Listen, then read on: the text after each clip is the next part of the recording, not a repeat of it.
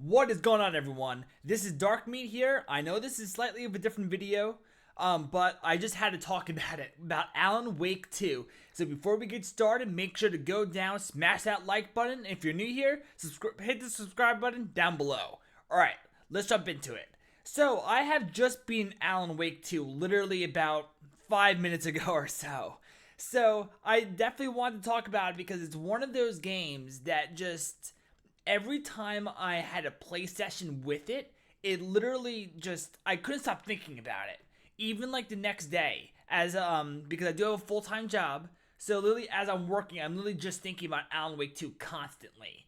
It's just that the story in that game is just phenomenal to me. I know I am a little bit late to the game with getting some coverage out for it, like a review and such.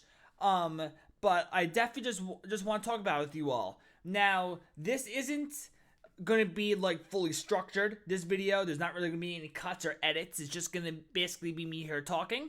So feel free to put on some headphones, go do your thing while I'm just here talking to you guys. Basically just a one-on-one kind of thing. So yeah, I've just beaten it a few minutes ago, as I've said, and there's definitely a lot to talk about. There is the story aspect. Now, I can't really get into the story much without doing much spoilers because there is a lot of spoilers if I were to really talk about it. But basically, the main premise is it takes place 13 years after the original Alan Wake. So the original Alan Wake was actually taking place in 2010, which is when the game actually released. And then 13 years later, which is 2023, when the sequel came out, Alan Wake 2, it actually takes place in Alan Wake 2. So it does take place a whole 13 years after. It's basically when Alan Wake is trapped in the dark place and he's trying to find his way out. So he writes in Saga Anderson, who's another protagonist, to try to save him, which is basically what it is. Try to get him out of the dark place so he can get back to reality. Very interesting. You're playing as both characters throughout the whole game. It's basically, honestly, I didn't really take track of time about how long you are with each person, but if I had to guess, it's honestly, I really think it's 50-50. I think half your time you're Saga and then half your time you're Alan. And what's nice is the gameplay change up. So Saga Anderson, her gameplay is basically more methodical. She's walking around, she's doing like detective work. So, and then obviously, since Alan Wake 2 is a survival horror game, it's very inspired from the Resident Evil series. Not 7 and 8, because 7 and 8 is obviously your first person Resident Evil, but more like the older ones like Resident Evil 2, 3, and 4, essentially. So it's like that third person over the shoulder, close up camera. Your character basically, like, when they're sprinting, not really sprinting, they're like lightly jogging. so yeah. But yeah, so you're Saga Anderson, and she's doing her detective work. And what's really nice is that she has a feature. Well, not really a feature, but her gameplay mechanic is something called the Mind Place. So basically, at the tap of a button, it's a select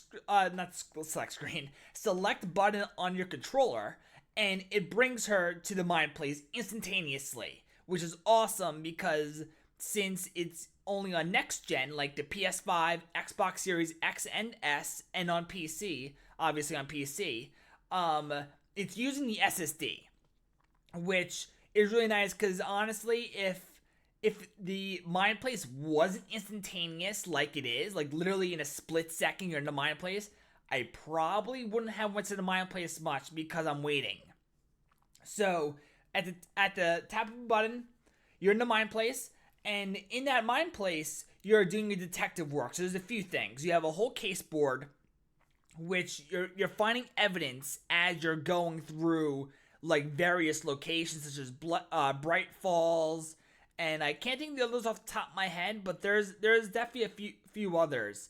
So you're gathering evidence, and then you're going through like a case board, where you're basically piecing all these clues and evidence together, which is really nice. And then there's also another section in the Mind Place for profiling. Now, profiling is basically you're getting more information on a specific person. I'm not really going to go further into that because it is a little spoiler territory. So that's really all I'm going to talk about profiling. And then obviously you're finding your maps, which self-explanatory maps tell you where you are, and if you're trying to find a specific place to go, you'll find that place. And then obviously there, since I've said before, it's a survival horror game. You still have well, not still have, but you have inventory management.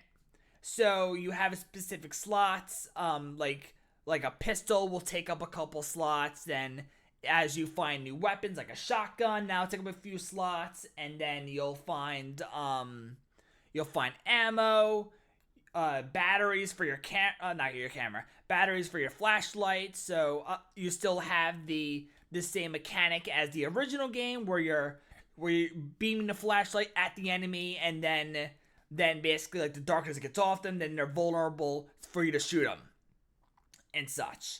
So very satisfying gameplay. I really liked it, but the one thing I didn't like is the dodging, because it just, I don't know, it just feels really janky to me, the dodging.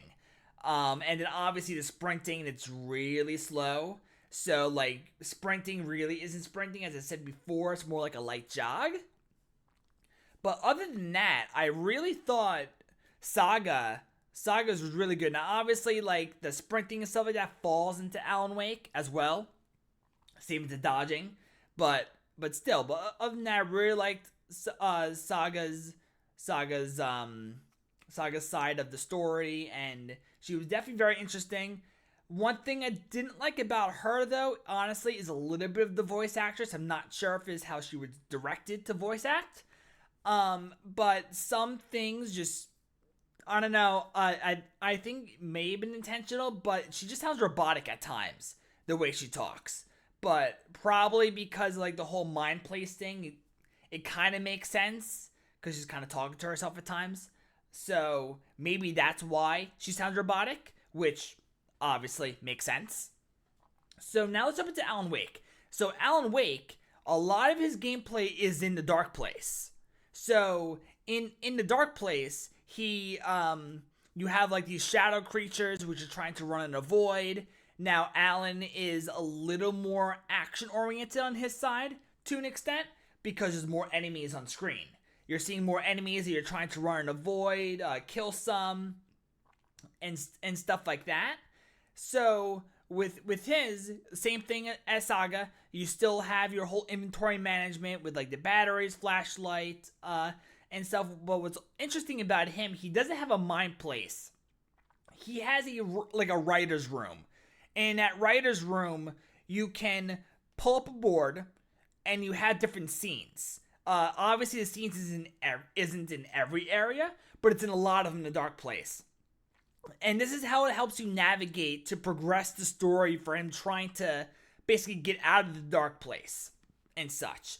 That's really all I'm going to talk about, the story part of him. So I'm not going to go any further than that. But as I'm talking about the writer's room, with the scenes, you can rewrite a scene to something specific, obviously specific that he finds, and then it changes up instantaneously the whole scene. So, really cool. Yeah, but that's it. I'm going to talk about the two. And what's also nice, before I forget, is that, so the game's laid out into chapters. I don't know off the top of my head how many chapters there are, but they're divided evenly, each chapter, between Alan Wake and Saga.